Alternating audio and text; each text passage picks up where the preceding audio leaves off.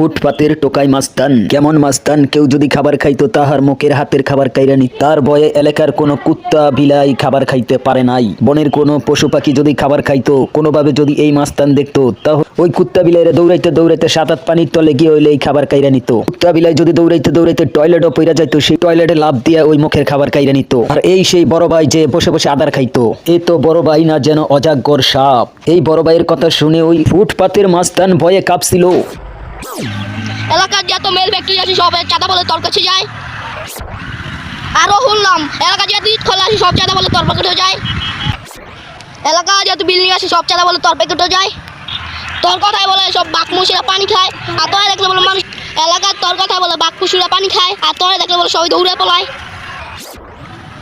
তোরা দেখলে সবাই ভয় পায়, এই কথাটা কি হাসা? এবার দেখা যাক বড় ভাই কি বলে। তোর কি মনে হয়? আমার দেখে কি মনে হয় না? বড় ভাইয়ের কথা শুনে তো ফুটপাতের মাস্তান ভয়ে কাঁপছে। আমরা